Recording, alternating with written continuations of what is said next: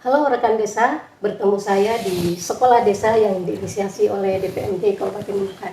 Sebenarnya sekolah desa telah dilaunching beberapa tahun yang lalu, namun kali ini kita buat dalam segmen podcast. Dan ini adalah part pertama di sekolah desa dengan tema Desa Cerdas. Perkenalkan, saya Suharni, PSN dari Kabupaten Nunukan. Dan kali ini saya ditemani oleh narasumber kita yang luar biasa hari ini, dan tentu saya sangat berterima kasih atas kehadiran beliau. Dan inilah Kepala Dinas PMD Kabupaten Nunukan, Bapak Helmi Kuda Aslikar, SIP MAP. Selamat siang, Pak. Ya, baik, makasih. Jadi beberapa hari yang lalu Pak, saya membaca di platform Instagram dan Facebook DPMD, saya sedikit terselisik dengan tayangan yang menyatakan tersaji jamuan gagasan bersama dengan Wakil Bupati Nunukan melalui inovasi Desa Cerdas. Nah, tentu sebagai pemerhati kami ingin tahu seperti apa itu Desa Cerdas dan gagasannya dan ide itu muncul dari apa Pak? Mungkin bisa dijelaskan. Ya, Desa Cerdas ini sebenarnya dia berangkat ya dari isu-isu yang sekarang ini ada di sekitar kita. Sekarang kalau kita melihat kondisi Kabupaten Nunukan, kemudian kondisi nasional, bahkan kondisi global sekarang yang terjadi di dunia ini. Sekarang ini kita sedang berada pada era yang disebut dengan era bonus demografi. Nah, jadi era bonus demografi itu setiap negara dia hanya memiliki kesempatan satu kali seumur hidup negara itu memiliki kesempatan yang disebut dengan era bonus demografi. Nah, bonus demografi ini adalah modal utama yang dimiliki satu bangsa itu untuk menjadikan bangsanya itu sebagai negara yang kuat, yang maju gitu. Nah, sehingga dia harus memanfaatkan momentum itu. Nah, jadi Indonesia sekarang kita sedang berada di tengah-tengah era ini. Jadi dari 2020 sampai 2030 itu adalah era bonus demografi kita.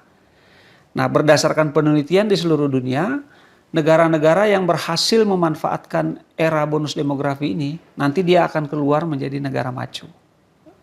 Nah, tapi negara-negara yang gagal memanfaatkan era bonus demografi, dia akan keluar menjadi negara miskin permanen.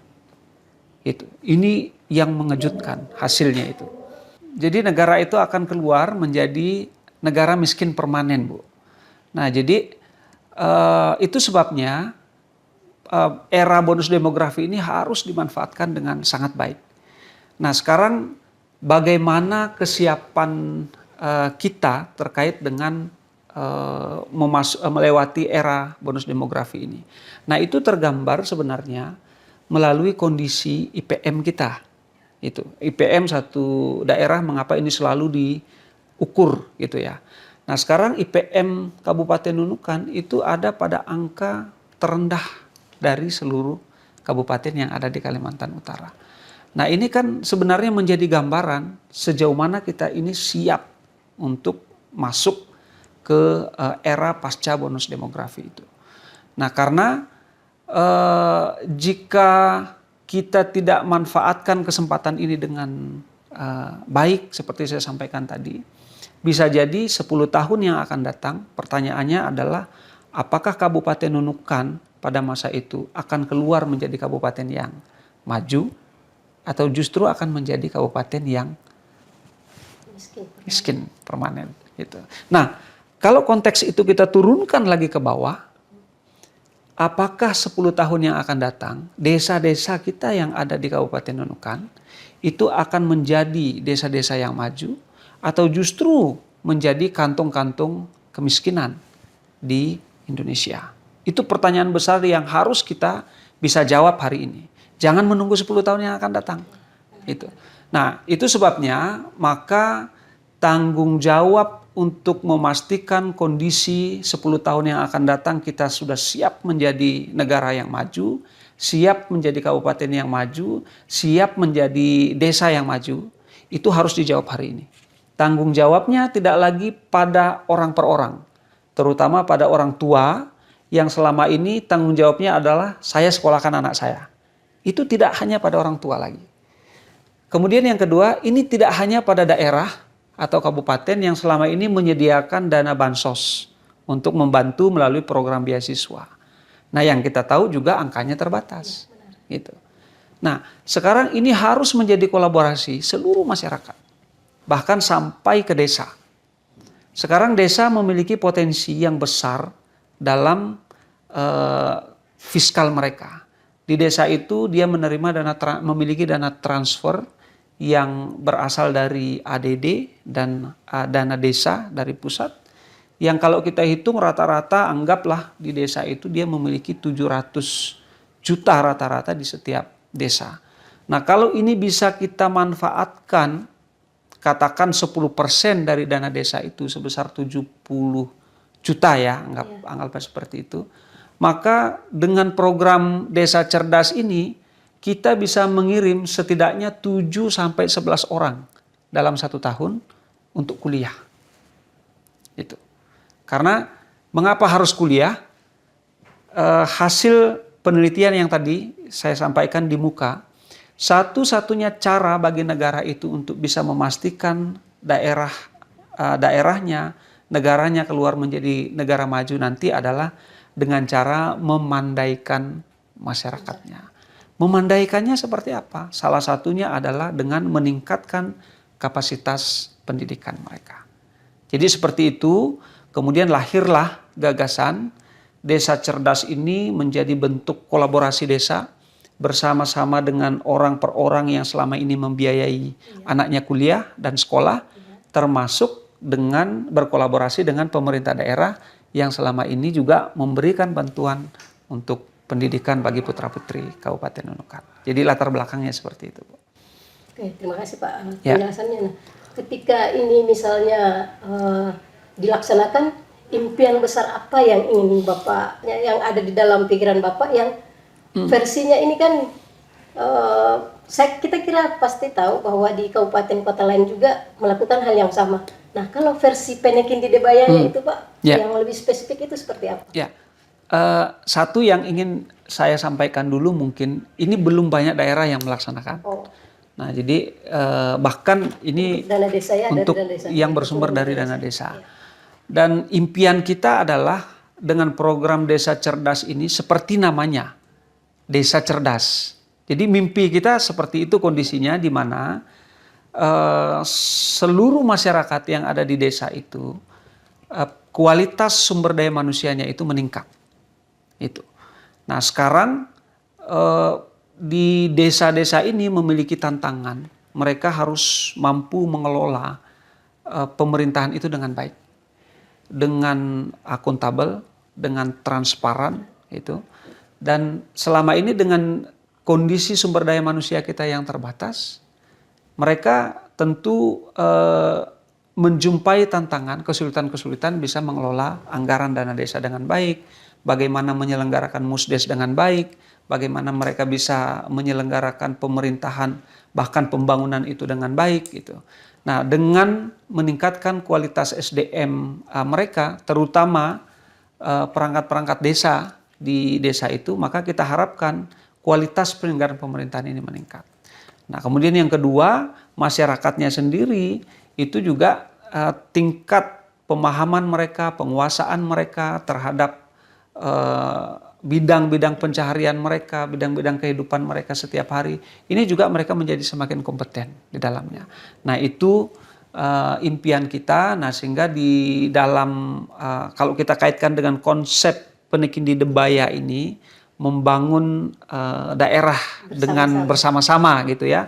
Nah, maka akan tergambar di sini pembangunan daerah itu tidak hanya menjadi tanggung jawab pemerintahnya, tetapi menjadi tanggung jawab masyarakatnya, sama-sama berkolaborasi di dalamnya. Itu mimpi kita. Ya dengan Penekin di Debaya itu. Nah, sekarang Pak, kita lihat nih Desa Cerdas yang seperti Bapak katakan tadi, kemungkinan besar 7 sampai 10 orang setahun. Nah, dalam hal ini segmennya ke apa saja dan siapa orang-orangnya itu Pak, seperti apa yang dalam konsep Desa Cerdas itu? Segmen Desa Cerdas ini ada 2 setidaknya. Yang pertama itu adalah perangkat desa. Jadi perangkat desa kita memiliki sekitar 1.893 jumlah perangkat desa di Kabupaten Nunukan. Tetapi hari ini baru 413 orang yang sarjana. Artinya jumlah yang belum sarjana ini masih sangat banyak. Bahkan kalau kita rinci lagi, Bu, perangkat desa kita ada yang lulus SMP, masih ada yang lulus SMA itu. Nah, sehingga yang menjadi segmen dari program ini yang pertama adalah perangkat desa yang masih SMP, itu kita wajibkan ikut program paket C.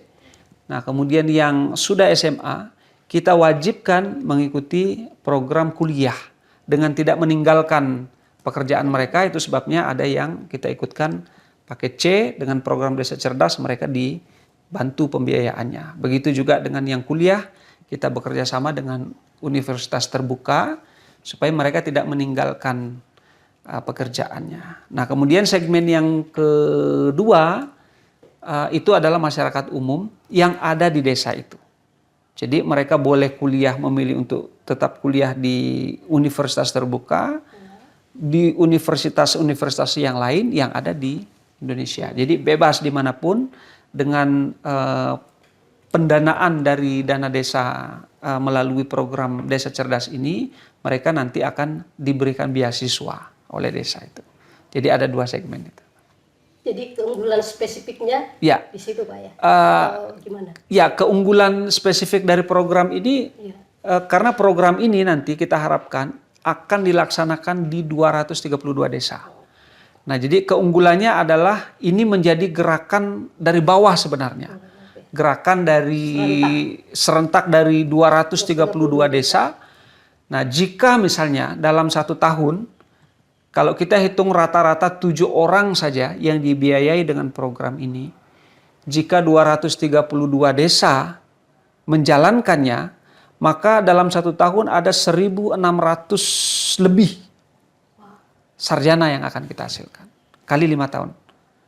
Nah, maka saya meyakini indeks pembangunan manusia di Kabupaten Nunukan pasti akan melejit. Jadi visi kita sebenarnya untuk mencetak, mempersiapkan sebanyak-banyaknya manusia yang handal, yang siap untuk sama-sama berkolaborasi dalam pembangunan. Jadi dari impian-impian Bapak itu mencetuskan ide dan gagasan ini tentu di dalamnya pasti akan terdapat hambatan, tantangan. Ya. Dan menurut Bapak yang paling terbesar yang kira-kira akan kita hadapi ke depan apa dan bagaimana strategi Bapak untuk bisa memecahkan masalah? Iya, saya luruskan dulu ya, bukan impian saya ya. Benar. Ya, ini mimpi bersama gitu, karena yang pertama, kenapa saya menyebut ini mimpi bersama ya? Iya. Di arah baru menuju perubahan sekarang. Misi pertama kita itu adalah peningkatan kualitas sumber daya manusia yang cerdas. Itu. Ini udah jadi payungnya, sudah jadi mimpinya, dan itu bahkan diletakkan dalam misi 1. Gitu. Nah, kemudian yang kedua di desa juga seperti itu. Selama ini bahkan ada desa-desa yang sudah sebenarnya memulai inisiatif ini, Bu. Gitu. Nah, secara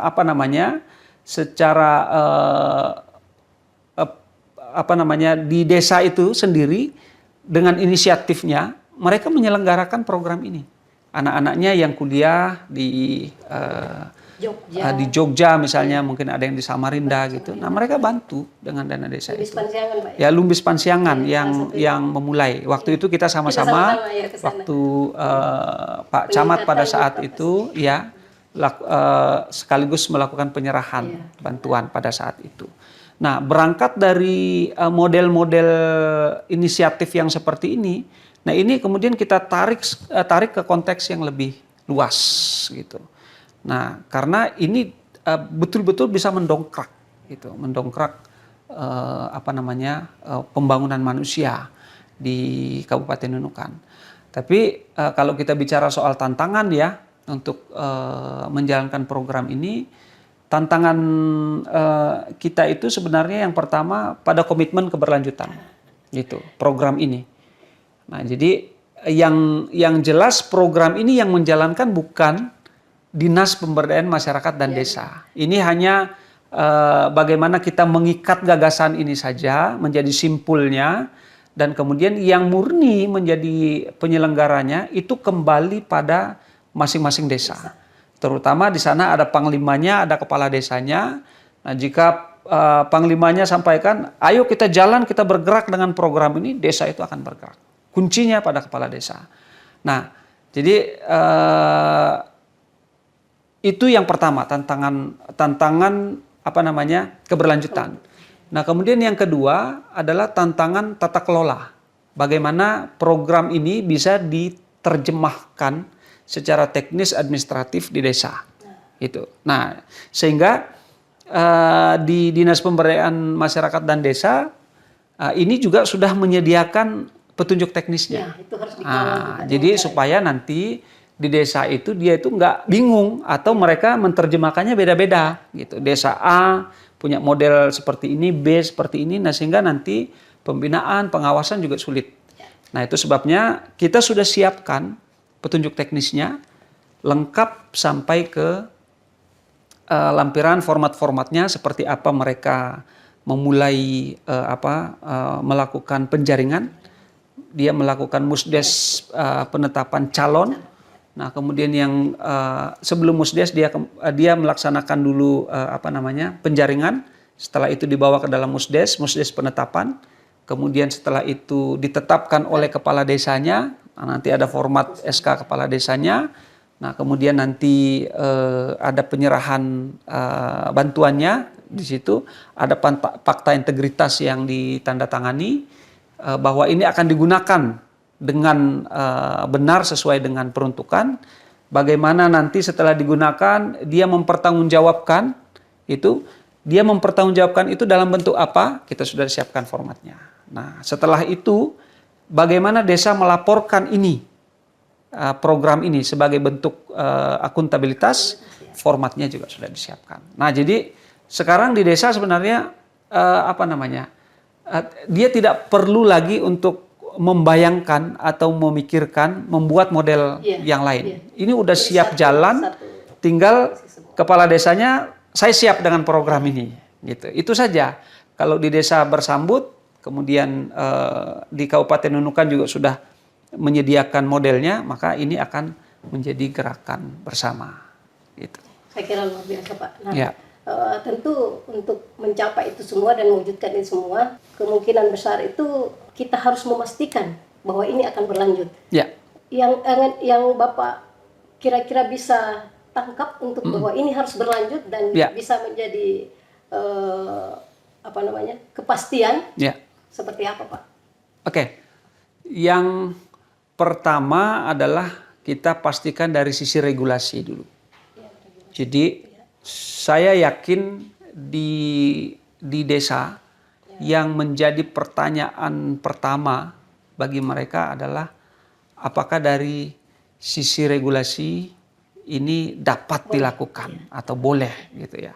Nah, dari sisi regulasi kita sudah kita sudah menyisir gitu ya. Kita sudah mendalami, mempelajari bahwa ketentuan ini menurut Peraturan Menteri Desa dapat dilakukan program itu. Dan bahkan di dalam Peraturan Menteri Desa mengenai prioritas penggunaan dana desa itu juga sudah disebutkan bahwa dalam melakukan pengelolaan keuangan desa itu di desa selain melaksanakan program-program yang sifatnya mandatori dari pusat, di desa melaksanakan program prioritas desa lainnya.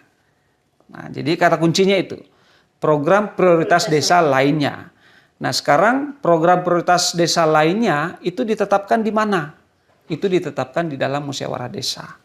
Nah, jadi pada saat musyawarah desa inilah musyawarah desa itu menetapkan program desa cerdas merupakan prioritas, salah satu prioritas seperti itu. Nah, itu dari sisi regulasinya dipastikan. Nah, kemudian yang kedua adalah program ini nanti akan kita jaga keberlanjutannya melalui kesepakatan bersama. Nah, jadi ada komitmen bersama, maksudnya komitmen bersama. Kita merencanakan akan melakukan rapat koordinasi termasuk sosialisasi. Isinya adalah mendiseminasikan program ini kepada seluruh kepala desa dan camat-camat seperti apa teknis melaksanakannya jika desa-desa mengadopsinya. Dan kemudian yang kedua, pada saat program sosialisasi itu dilaksanakan, kita melakukan penandatanganan kesepakatan bersama atau komitmen bersama itu. Lalu di akhir dari program ini kita akan luncurkan. Jadi kita akan luncurkan program ini yang rencananya akan kita lakukan dalam waktu dekat. Saya kira rekan-rekan desa sudah mendengarkan penjelasan tadi dari Bapak Kepala Dinas, dan sungguh luar biasa ketika ini kita sama-sama berkolaborasi. Tentu hal ini tidak terlalu sulit untuk kita bisa capai dan mewujudkan desa cerdas tadi. Nah, sebagai epilog terakhir Pak, mungkin ada titipan atau kalimat atau pesan-pesan khusus kepada stakeholder, baik itu kepada camat, dinas-dinas lainnya, dan tentu kepada desa-desa untuk bisa dititipkan Pak. Terakhir saya ingin menyampaikan bahwa stakeholder utama dalam program ini adalah tentu camat, kepala-kepala desa dan perangkatnya, dan masyarakat itu sendiri.